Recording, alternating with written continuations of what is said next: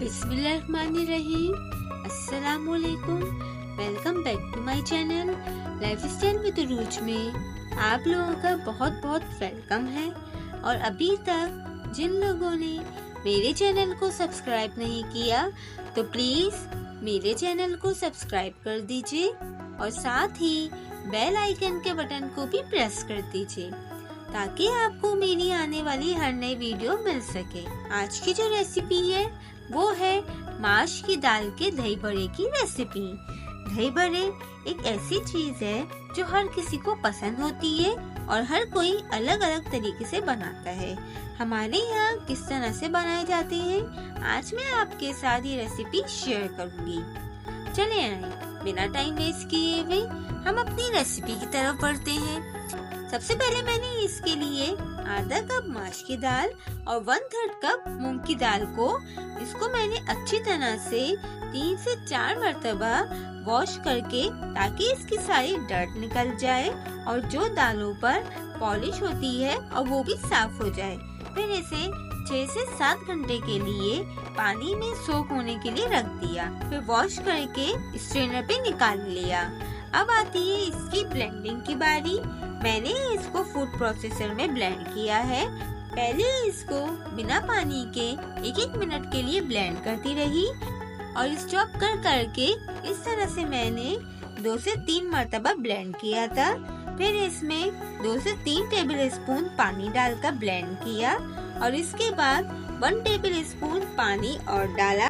इसमें ज्यादा पानी नहीं जाता और अगर जरूरत पड़े तो 3 से 4 टेबल स्पून पानी जाता है।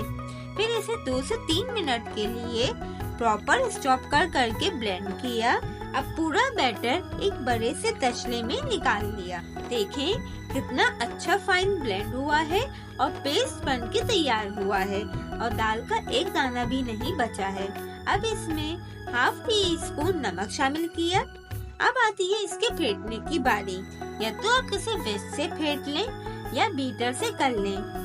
पहले हल्के हल्के हाथों से इसको फेंटती रही एक ही डायरेक्शन में और फिर रुई की तरह नरम बनेंगे।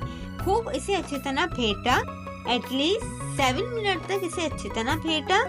जब ये अच्छी तरह फेंट गया तो इसकी पहचान इस तरह होती है कि पहले 1 कप में पानी लें, इसमें थोड़ी सी अमाउंट में डालकर देखें कि फ्लोट कर रहा है तो हमारा बैटर रेडी है। अब फ्राई करने के बाद सोक करने के लिए मैंने इसका पानी तैयार किया और पानी में नमक और अजवाइन ये मैंने पिंच डालकर बॉईल होने के लिए रख दिया।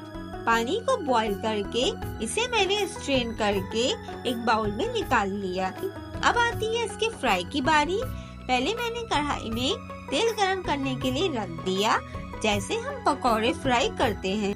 इसी तरह से थोड़ा थोड़ा बैटर लेकर मीडियम लो फ्लेम पर फ्राई करती रही। जब अच्छा गोल्डन कलर आ गया तो इसे निकाल लिया। इसी तरह से मैंने 2 से 3 बैच तैयार कर लिए थे। बिल्कुल परफेक्ट बने हैं। अब इसे पानी में डालकर कवर करके 3 से 4 मिनट तक सोक किया। इसके बाद हल्के हाथों से पानी को स्क्वीज करके निकाल लिया ताकि ये टूटे ना। अब आती है इसकी असेंबलिंग की बारी। जिस डिश में सर्व करना है पहले इसमें बल्ले लगाए। इसके बाद पहले चाट मसाला स्प्रिंकल किया। फिर फेंटा हुआ ठंडा दही भी पोर कर दिया और ऊपर से हल्की सी पिसी लाल मिर्च भी स्प्रिंकल कर दी। अगेन चाट मसाला स्प्रिंकल किया। हरी चटनी ड्रिजल की, इमली की मीठी चटनी डाली और पापड़ी क्रश करके डाल दी और इसको सर्व करें। निहायत ही सॉफ्ट और बहुत ही मजेदार बनते हैं। आप इसे ऐसे ही सर्व करें या छोलों के साथ सर्व करें, बहुत ही मजे के लगते हैं। और अगर आपको मेरी रेसिपी पसंद आई हो तो मेरे चैनल को लाइक, शेयर, सब्सक्राइब और कमेंट करना मत भूलिएगा। और कमेंट में मुझे जरूर बताइएगा कि आपको मेरी रेसिपी कैसी लगी। और अपना बहुत सा ख्याल रखिएगा, तो हमें याद रखिएगा। फिर मिलते हैं एक और नई रेसिपी के साथ। जब तक के लिए अल्लाह हाफिज।